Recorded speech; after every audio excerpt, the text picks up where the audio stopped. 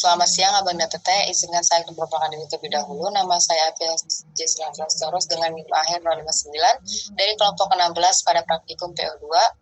Di sini saya akan mengerjakan tugas dari modul ketiga yang berjudul Perencanaan dan Pengendalian Kerja. Nah, di sini kita punya soal di mana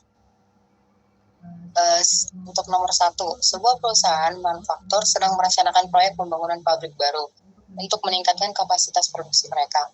Proyek ini terdiri dari beberapa tahap, mulai dari perencanaan awal hingga operasional penuh. Manajer proyek ingin mengetahui jalur kritis proyek agar dapat mengoptimalkan waktu dan sumber daya.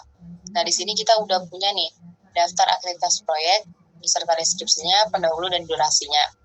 Nah, di sini kita disuruh untuk menentukan jalur kritis proyek menggunakan metode CPM dan menentukan total waktu penyelesaian proyek. Kita akan mengerjakannya dengan software RStudio dan PubGM. Kita mulai dari nomor 1. Untuk yang software RStudio. Baik, di sini saya sudah memasukkan sesuai dengan data yang kita peroleh atau tabel yang tadi di soal. Nah, untuk soal nomor 1, sebelumnya kita harus download library iGraph. Jadi kita ini iGraph yang kita gunakan itu untuk memvisualisasikan dari grafik yang akan kita buat. Nah, serta kan ini kan dalam bentuk jaringan kan, berdasarkan aktivitas-aktivitasnya. Oke, kita mulai dari nomor 1. Nah, pertama sekali kita membuat definisi aktivitas proyek dengan durasi dan dependensi. Nah, di sini kita punya activities data frame, di mana aktivitasnya itu terdapat A, B, C, D, ini jalurnya, dan durasinya atau waktunya itu terdapat 10, 15, dan lain-lain. Nah, jadi aktivitas ini adalah sebuah data frame yang menyimpan aktivitas proyek beserta berapa sih durasinya dalam hari gitu. Nah, kita kan nggak memberikan label dari datanya itu dalam bentuk A, B, C, D, E, dan lain-lain. Nah, kemudian kita lanjut dengan dependencies. Nah, dependencies ini kita mencari nih definisi dependensi dari setiap aktivitasnya. Nah, seperti yang kita ketahui kalau dependencies ini ialah data frame yang menyimpan nih ada relationship atau hubungan dari setiap aktivitas. Kita kan punya nih ada kolom from. Ada kolom from, di mana from ini itu menjelaskan terkait aktivitas mana sih yang harus lebih dulu kita jalanin gitu. Kemudian kita masuk ke to. To sendiri itu dia untuk menunjukkan nih aktivitas yang bergantung pada aktivitas yang dilakukan sebelumnya. Nah, dapat kita lihat nih untuk aktivitas B, C, D. Kita fokus nih yang di bagian bawah.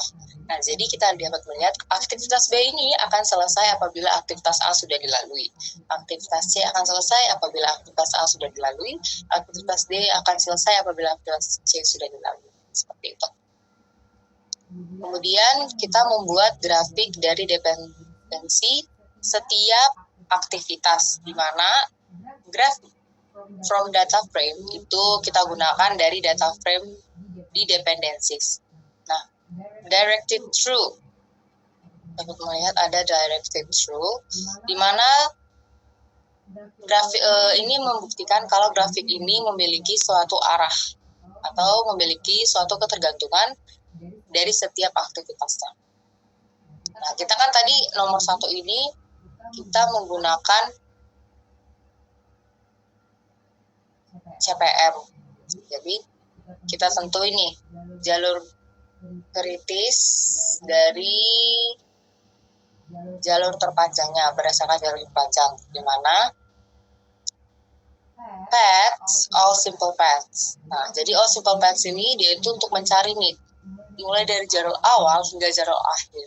Nah, kita kan punya jalur awal ini di A kan, sehingga di akhirnya kita punya di C.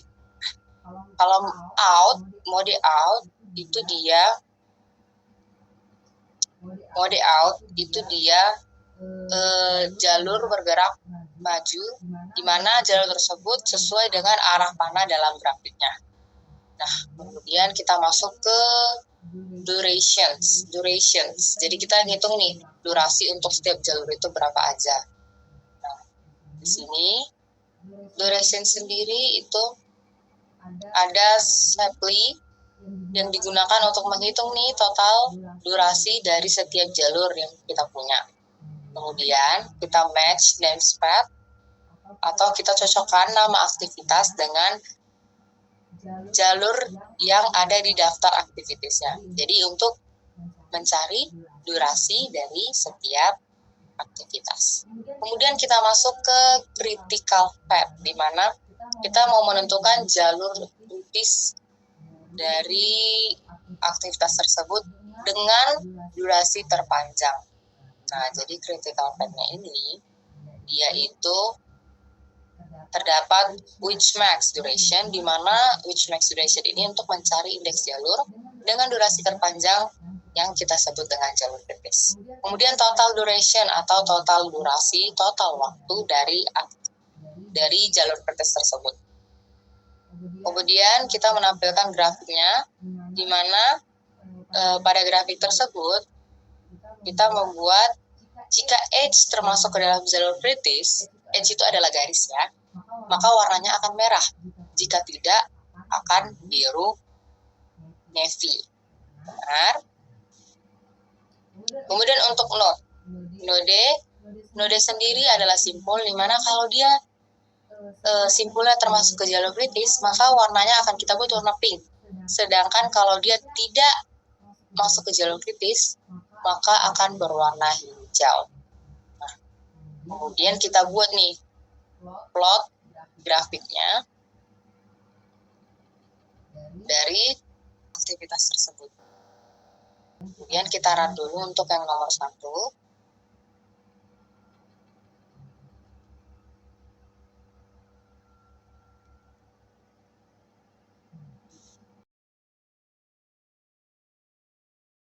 Dari sini kita dapat menyimpulkan untuk soal nomor 1, kita menggunakan CPM metode CPM, di mana jalur kritis proyek yang kita peroleh itu mulai dari A, B, D, E, G, H, I, J.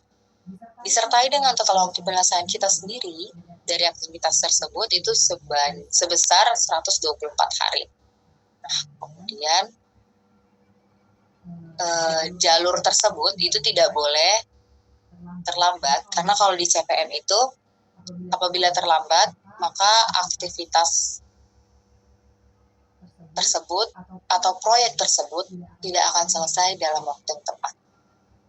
Kemudian kita lanjut untuk soal nomor 2. Sebuah perusahaan teknologi sedang mengembangkan sistem keamanan siber baru untuk melindungi data pelanggan mereka dari serangan siber. Proyek ini harus diselesaikan dalam waktu 8 bulan, di mana tim proyek ingin mengetahui estimasi waktu penyelesaian menggunakan metode PERT. Berikut ini kita dapat melihat ada daftar aktivitas disertai dengan deskripsi, pendahulu, optimis, paling mungkin, dan pesimisnya. Di sini kita menentukan jalur kritis proyek dengan metode PERT. Karena kita menghitung juga perkiraan waktu penyelesaian proyek dengan metode PERT. Oke, kita buka kembali untuk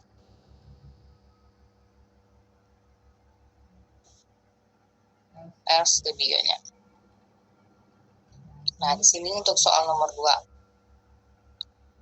Kita punya data aktivitas proyek dengan estimasi waktu per, di mana kita masukkan nih sesuai datanya. Tadi kan sudah kita jelaskan kalau aktivitas ini terdiri dari 3 waktu yang di metode PERT, di mana ada optimis. Optimis ini dapat kita sebut dengan waktu tercepat apabila semuanya itu berjalan dengan lancar, tidak ada delay, tidak ada delay dari estimasinya, dan tidak ada kendala lainnya. Kemudian untuk paling mungkin itu adalah waktu yang paling realistis. Dan pesimis itu adalah waktu terlama apabila terjadi kendala. Nah, di sini sudah kita masukkan sesuai dengan data. Kemudian yang kedua, kita menghitung waktu ekspektasi menggunakan rumus PERT.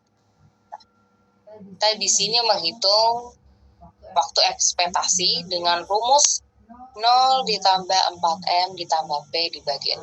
Atau dapat kita lihat dari sini, 0 itu adalah optimis. Optimis ditambah 4 dikali dengan aktivitas paling mungkin ditambah aktivitas pesimis dibagi dengan 6. Oke, itu untuk rumus umumnya. Kemudian kita masukkan nih definisi hubungan antar aktivitas. Dimana tadi, seperti yang tadi, kita harus membuat grafik berdasarkan dependensi aktivitasnya. Oke, setelah itu kita masukkan nih grafik proyeknya, di mana grafik dari data itu kita directed through. Nah, kita langsung ke menentukan semua jalur dari awal, di mana paths, semua jalur yang dilalui itu dari A sampai ke L atau jalur sebagai mode keluarnya. Kemudian untuk menghitung durasi dari setiap jalur, di mana durasi dari setiap jalur itu disesuaikan dengan aktivitas berdasarkan data yang kita miliki, yang dimana kita kan tadi ada dari A sampai L. Kemudian nih kita langsung saja menentukan jalur kritis, di mana jalur kita ini dengan durasi terpanjang. Maka kita dapat melihat untuk critical path-nya itu dia kita sesuaikan dengan nama dari jalur yang kita lalui. Kemudian kita ambil yang maksimal durasinya. Sedangkan untuk total durasi itu adalah maksimal dari semua waktu atau durasi pada seluruh aktivitas. Kemudian kita tentukan jalur kritis seperti yang tadi juga, di mana kalau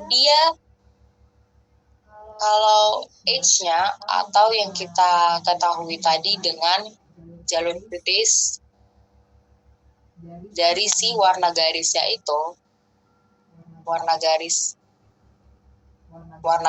untuk grafik di jalur kritis itu dia apabila termasuk ke jalur kritis akan berwarna hijau, sedangkan apabila tidak masuk maka akan berwarna biru. Dan untuk simpul sendiri, apabila simpul tersebut termasuk ke jalur kritis maka akan berwarna pink, kemudian apabila tidak maka akan berwarna light blue. Nah, di sini kita masukkan plotnya, kita sesuaikan dengan metode kita yaitu grafik jalur kritis menggunakan metode per. Oke, kita sudah masukkan semuanya. Kemudian kita akan menampilkan hasil nih dari jalur kritisnya serta total waktu penyelesaian. Kita akan terlebih dahulu.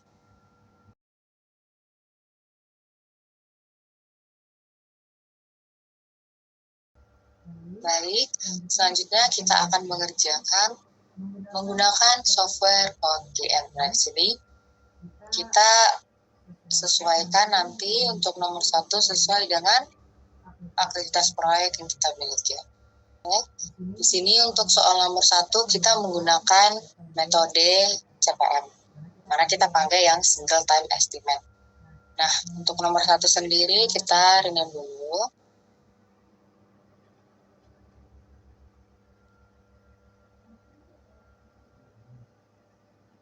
Nah, di sini kita punya jumlah aktivitasnya itu sebanyak 10.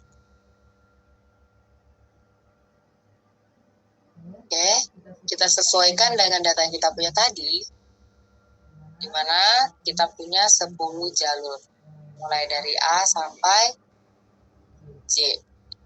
Oke, kita tinggal masukin, beserta dengan durasinya dalam hari. Kemudian kita ada predesor 1-2, ini adalah jalur yang terlebih dahulu dilalui oleh si aktivitas tersebut. Nah, sekarang kita tinggal solve. Nah, di sini kita dapat menyimpulkan bahwa proyek dari soal nomor 1 tersebut dapat selesai dalam waktu 124 hari. Di mana untuk hasil yang kita dapat kita simpulkan untuk hasil dari POMDM soal nomor 1 yang menggunakan metode CPM, di mana jalur kritis proyek itu diperoleh mulai dari jalur A B, D, E, G, H, I, J. Dengan total waktu penyelesaian proyeknya itu sebesar 124 hari. Kemudian kita lanjut nomor 2, di mana kita menggunakan triple estimate.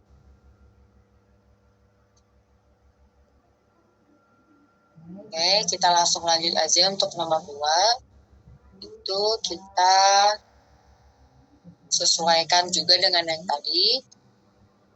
Soalnya kita tadi punya 12.